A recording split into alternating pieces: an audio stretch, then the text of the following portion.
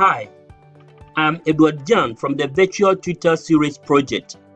I wish to welcome you to our video series on the solutions to past WASSCE and SSCE questions. In this video, I will walk you through the solutions to the Part 2 or theory component of the 2013 core mathematics questions. Solutions to the Part 1 or objective component are presented in a separate video. Please subscribe to the TVTS YouTube channel or like our Facebook page in order to receive notification whenever new videos are posted. If you need DVD or pen drive versions of any of our videos, kindly contact us on the number below. Without much ado, let's head straight to the classroom.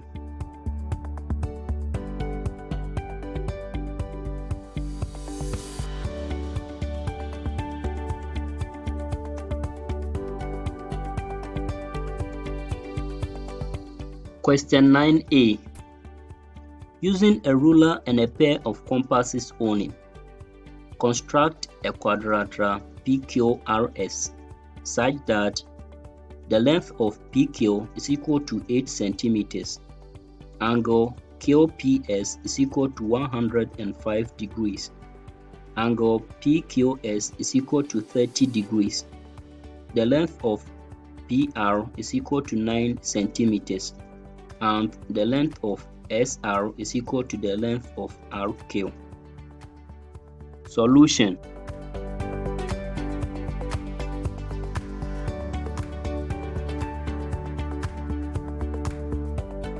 We first draw a straight line. Let's mark point P here.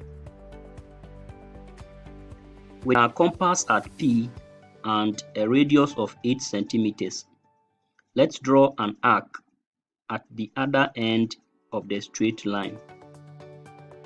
So here is point Q and length PQ, which is 8 centimeters. With the compass at P and a convenience radius, let's draw a semicircle at P. With the compass at the end of the semicircle and same radius, let's draw an arc to intersect the semicircle.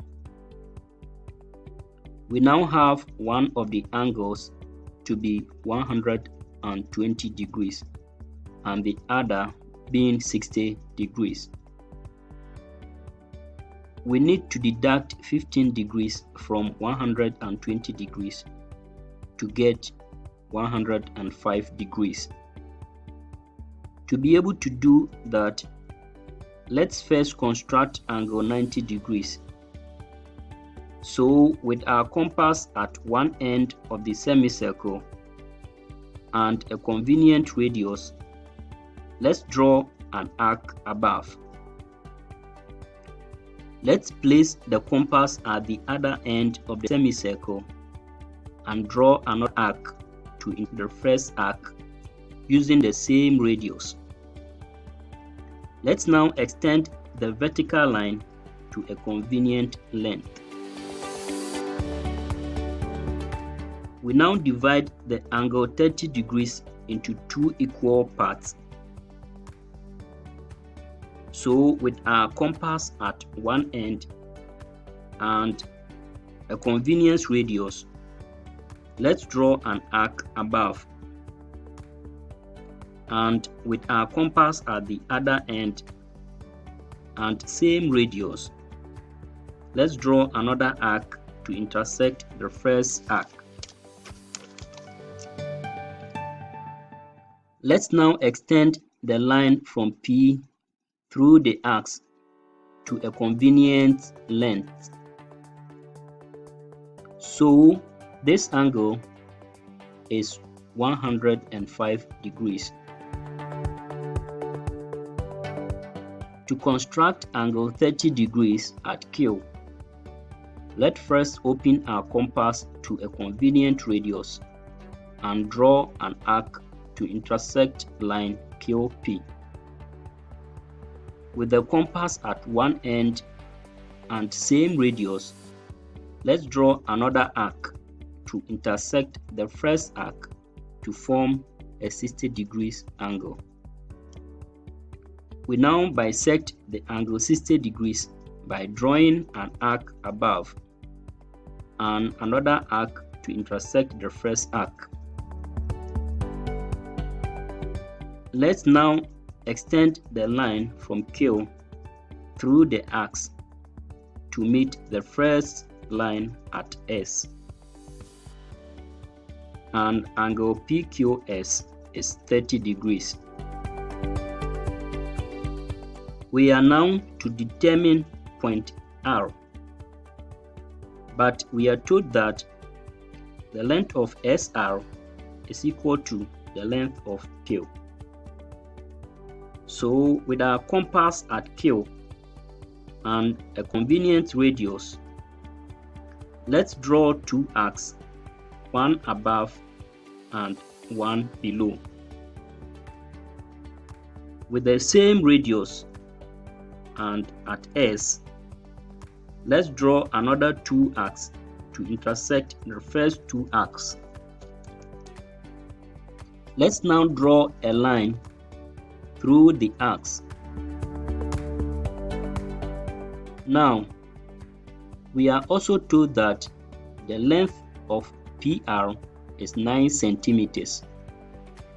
So let's measure 9 centimeters with the compass on the ruler, and with P as a center, let's draw an arc to intersect the line at R. Let's now join Q to R and S to R. We now have our quadrilateral PQRS.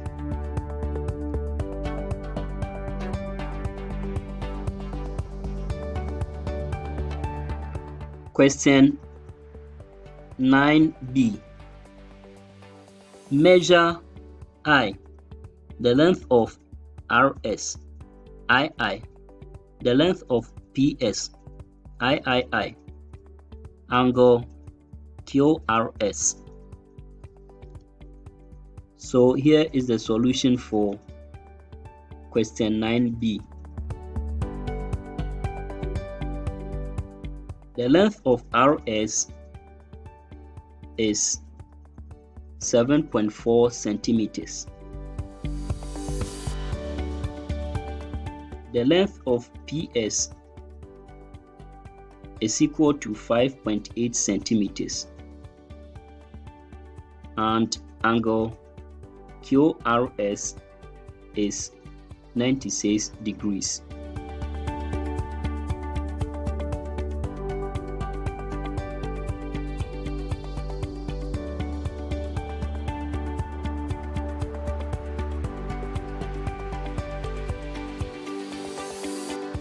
Question 10a. Simplify 3/4 times the square root of 128 minus the square root of 50, leaving your answer in said form. Solution.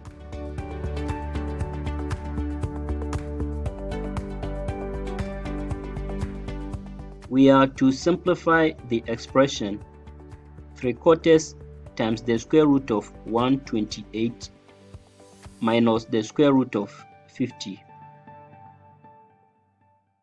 To simplify this expression, we need to look for the factors within the square roots in which one of them is a perfect square. For 128, we have 64 times 2, and for 50, we have 25 times 2.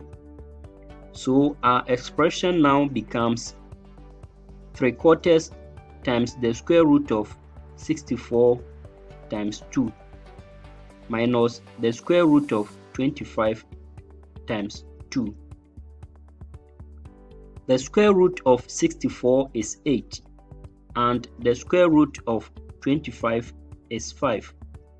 So we have 3/4 root 2 minus 5 root 2. 4 into 4 is 1 and 4 into 8 is 2. Again, 2 times 3 is 6.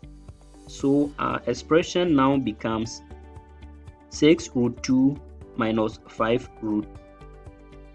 Now that we have the sets to be the same, we can conveniently subtract the numbers. That is, into bracket 6 minus 5 bracket close root 2, which is square root of 2.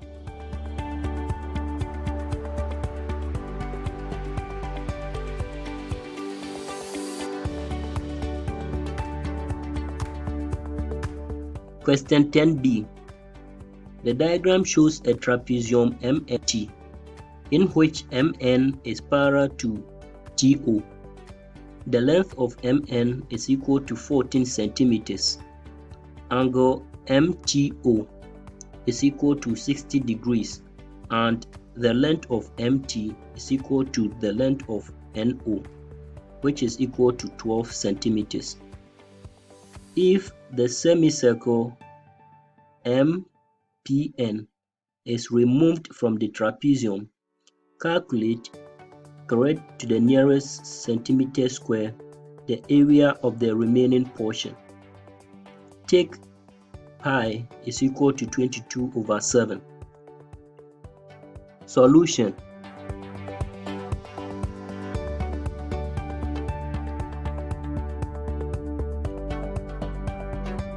To be able to calculate the area of the remaining portion, we need to calculate the area of trapezium MNOT and the area of the semicircle, and then deduct the area of the semicircle from the area of the trapezium.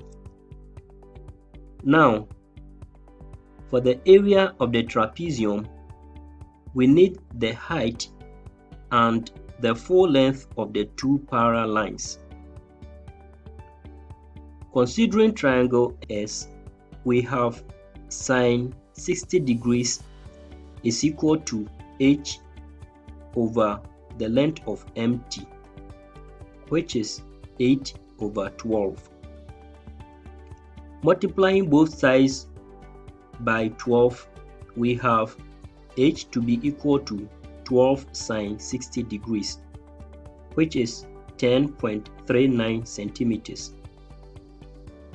Now, let's also calculate the length of TS and the length of NO in order to have the full length of TO.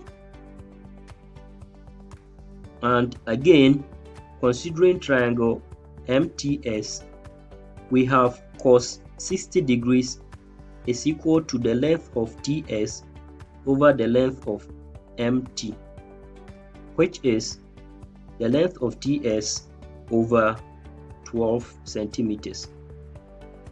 Therefore, length TS is equal to 12 cos 60 degrees, which is 6 centimeters.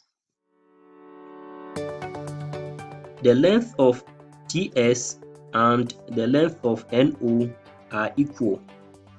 Therefore, length NO is also 6 centimeters.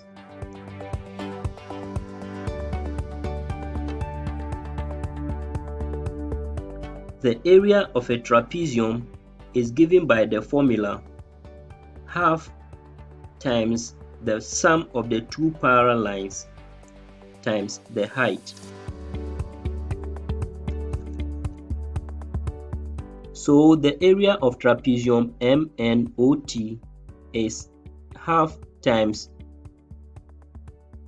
into bracket the length of MN, which is 14 centimeters, plus the length of TO, which is 6 centimeters, plus 14 centimeters plus 6 centimeters, times the height, which is 10.39 centimeters. This results in 207.85 centimeters square.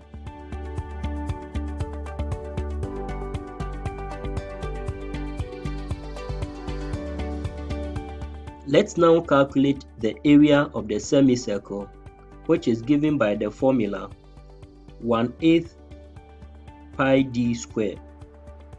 That is 1/8 times 22/7 times 14 square. This produces 77 centimeters square. The area of the remaining portion is the area of trapezium MNOT, which is 207.85 centimeters square, minus the area of the semicircle, which is 77 centimeters square. This results in 131 centimeters square to the nearest centimeter square.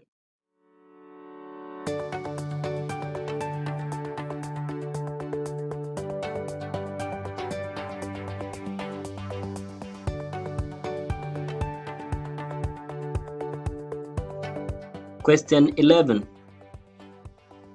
A pole 25 meters long is placed against a vertical wall such that its lower end is 7 meters from the foot of the wall on the same horizontal ground.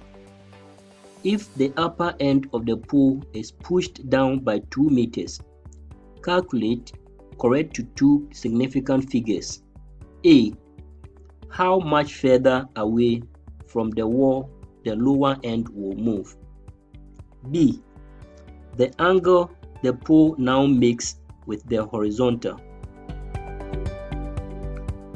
So here is a solution for question 11A.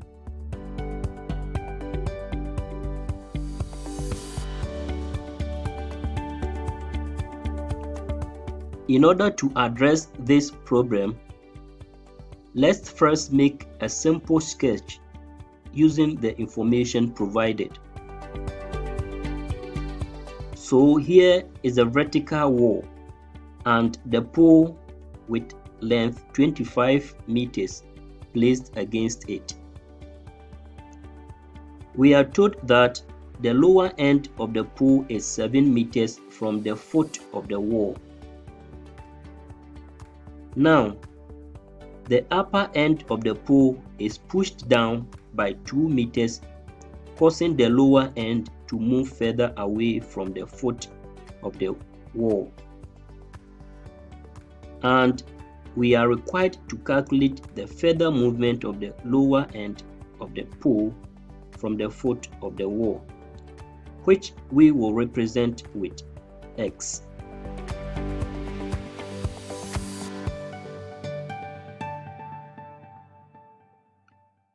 To be able to do this, let's first calculate the height of the wall, which we will call h.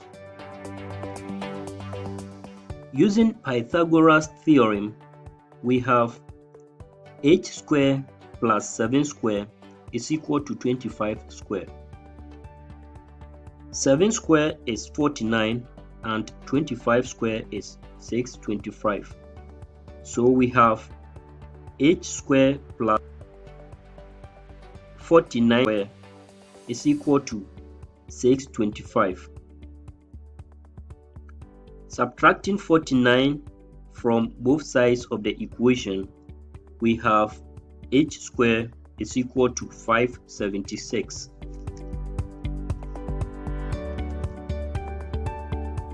Finding the square root of both sides, we have h to be equal to 24 meters.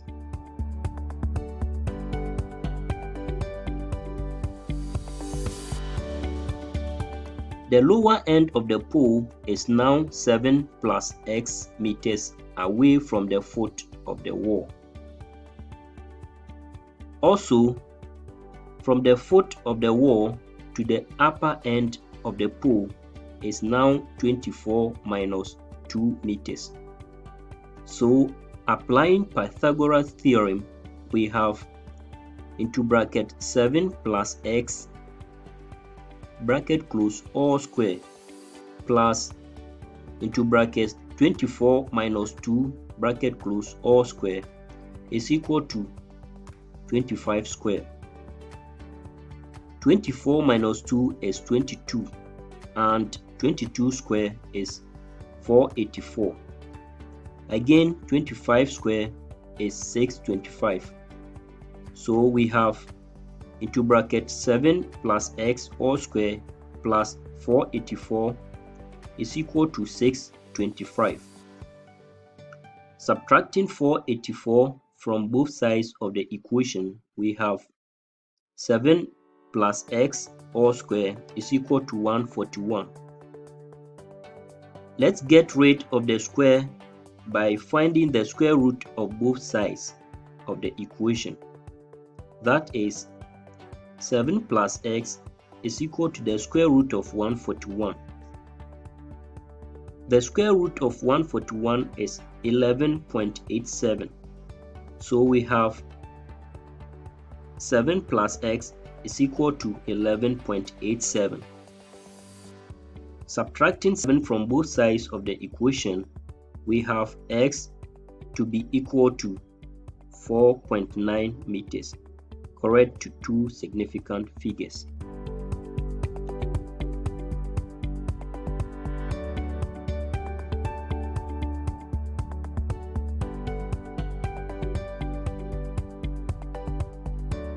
Question 11b is asking us to calculate, correct to two significant figures, the angle the pole now makes with the horizontal.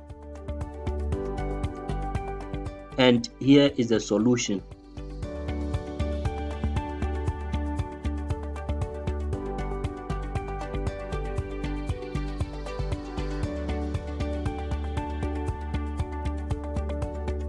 We have our sketch here once again. Let theta be the angle that the pole now makes with the horizontal. We have here our ratios, the sine, cosine, and the tangent.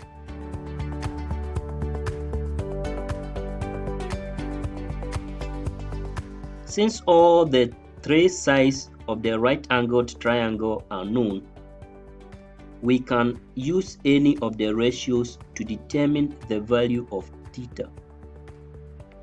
But in our case, let's use sine, which measures the ratio of the opposite side to the hypotenuse. So we have sine theta is equal to 22 over 25. Therefore, theta is equal to the sine inverse of 22 over 25. This produces 62 degrees, correct to two significant figures.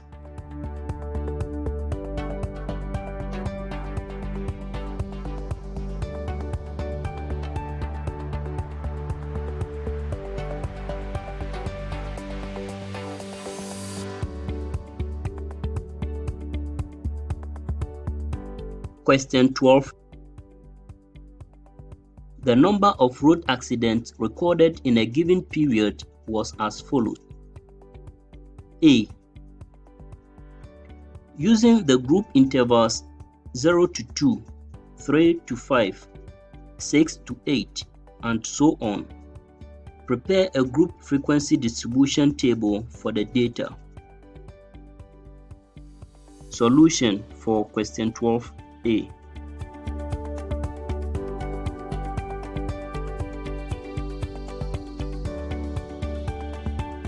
For the frequency distribution table, we need one column for the number of accidents or class intervals, and another column for the number of days or frequency. So, for the interval 0 to 2, we have the corresponding number of days to be 38. That is 20 plus 10 plus 8. The next interval is 3 to 5 with frequency of 7 plus 5 plus 3, which is 15. Next is 6 to 8 with a corresponding frequency of 8, that is 3 plus 5, and so on. So we have the total number of frequency, or sum of f, to be 80. Question 12b. Construct a cumulative frequency table. And here is the solution to question 12b.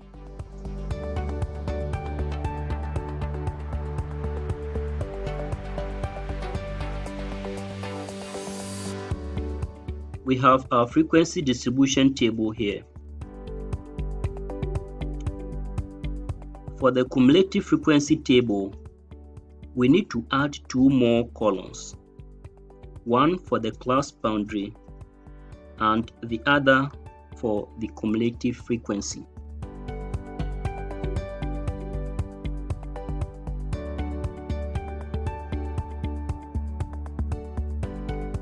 The difference between the upper and lower class limits of 2 consecutive class intervals is 1, and half of 1 is half. Therefore, to obtain the class boundaries, we will deduct 0.5 from the lower class limits and add 0.5 to the upper class limits. So for the class interval 0 to 2, we have the class boundary to be negative 0.5 to 2.5. Also, for the class interval 3 to 5, we have the class boundary to be 2.5 to 5.5. And for the class interval 6 to 8, we have the class boundary to be 5.5 to 8.5, and so on. We will now calculate the cumulative frequency of each class by summing up the frequency of that class and the cumulative frequency of the preceding class.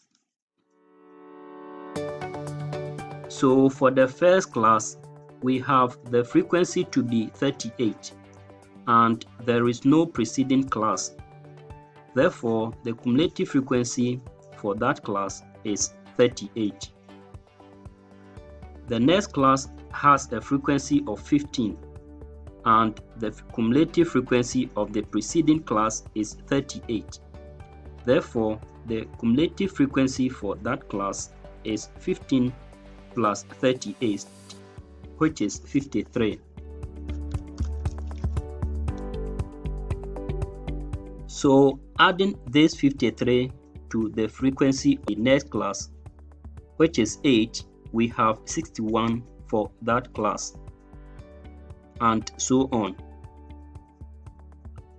Note that the last cumulative frequency should always be equal to the total frequency, as observed on the table.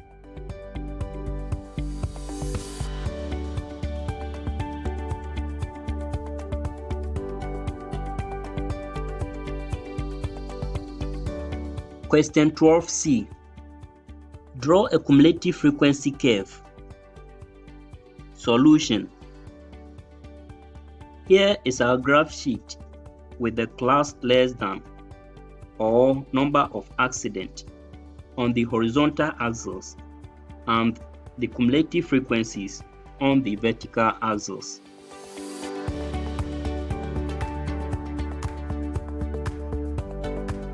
The class less than is simply the upper class boundary. For negative 0.5, we have a cumulative frequency of 0. Therefore, the point will be here. 2.5 also has a cumulative frequency of 38. So our point will be here. We also have 5.5 with a cumulative frequency of 53. So our next point will be here, and so on.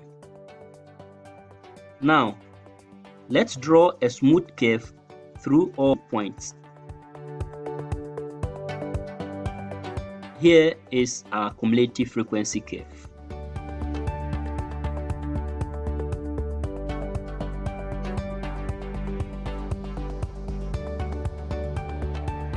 Question 12D. Use the cumulative frequency curve to estimate the I, median, II, upper quartile. Solution.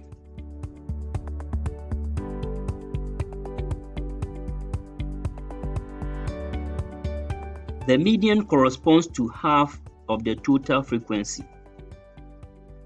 The total frequency is 80. Therefore, the median corresponds to half of 80, which is 40. To know the exact value, let's trace 40 from the vertical axis to touch the curve and trace downward to the horizontal axis, and then read off the corresponding value. This is about 2.8. Hence, the median is 2.8.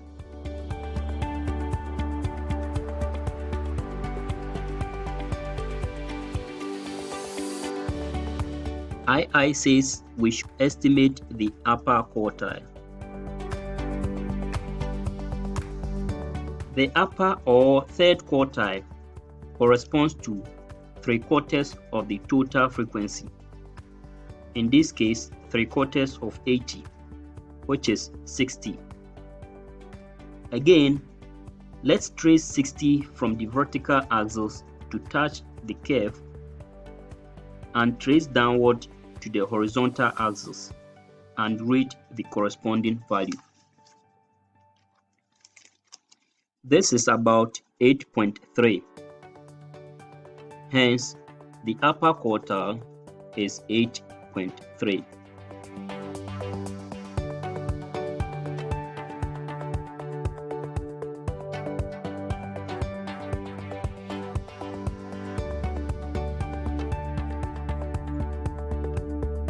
Question 13a.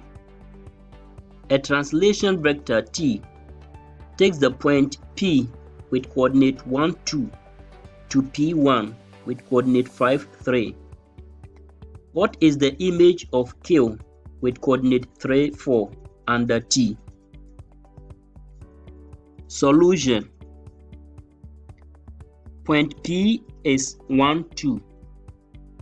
The image of P or P1 is 5, 3, and point Q is 3, 4. If the point P is translated by T, it means that the vector OP plus the translation vector OT is equal to the image of P. That is vector 1, 2 plus the translation vector XY is equal to the vector 5, 3. Equating the corresponding components, we have 1 plus X to be equal to 5, which means that X is 4. 2 plus Y is equal to 3, meaning that Y is equal to 1. Therefore, the translation vector OT is 4, 1. The image of Q, that is Q1, can be determined by adding the translation vector OT to the vector OQ. That is vector OQ1 is equal to vector OQ plus vector OT. This is equal to the vector 3, 4 plus the vector 4, 1. 3 plus 4 is 7, and 4 plus 1 is 5. So we have vector OQ1 to be 7, 5. Hence, the image of point Q is 7, 5.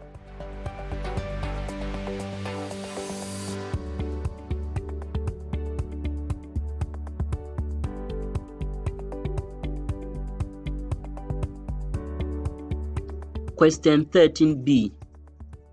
Construct a table for multiplication in modulo 7 on the set 2, 3, 5, 6. Use the table to solve the following equations.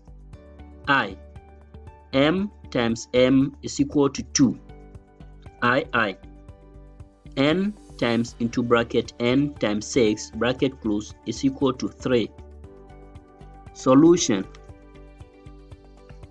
Let's first set out our modulo 7 table with the given set of numbers on the first row and first column.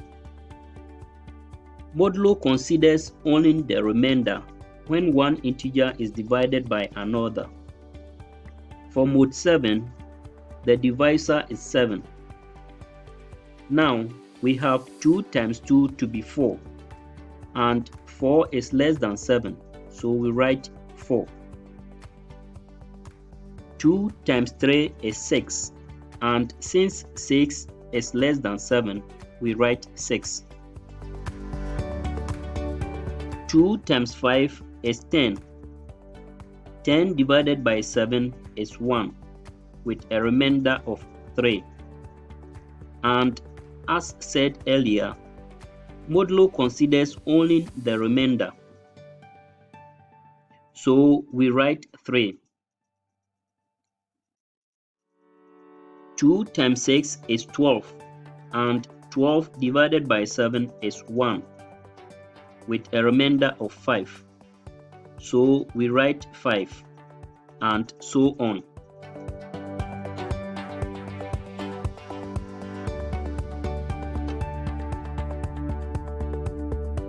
I says we should solve the equations M times M is equal to 2. This means that the product of a number and itself is 2. From the table, only 3 times 3 is equal to 2.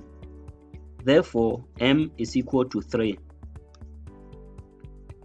I says we should solve the equation N times into bracket N times 6 bracket close is equal to 3.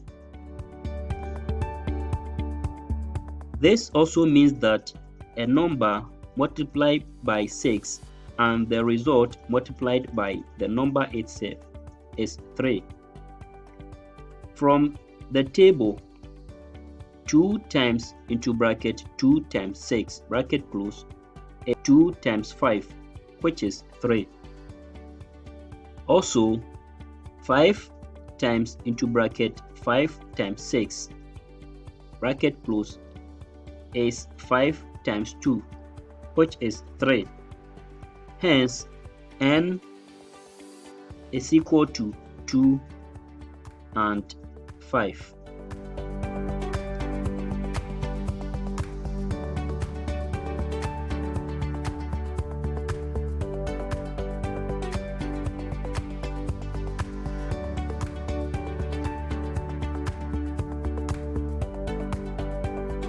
Question 13c.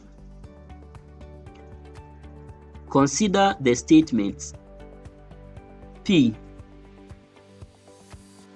Martin trains hard.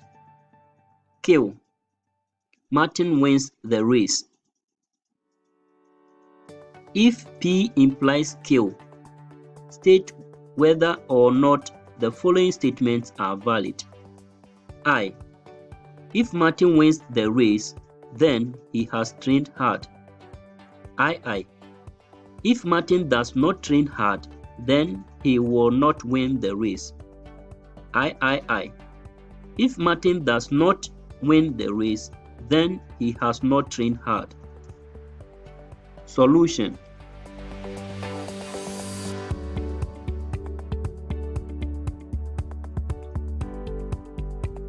The statement P implies Q means that if Martin trains hard, he will win the race. Note that if P implies Q, then we can also write the contrapositive statement. The negation of Q implies the negation of P. That is, if Martin does not win the race, then he did not train hard. Now, the statement I, if Martin wins the race, then he has trained hard, means that Q implies P, which is not valid. Statement II says, if Martin does not train hard, then he will not win the race. This means the negation of P implies the negation of Q. Therefore, this statement also is not valid. III, if Martin does not win the race, then he has not trained hard. This means the negation of Q implies the negation of P. And as stated above, only the negation of Q implies the negation of P is equivalent to P implies Q. Hence, this statement is valid.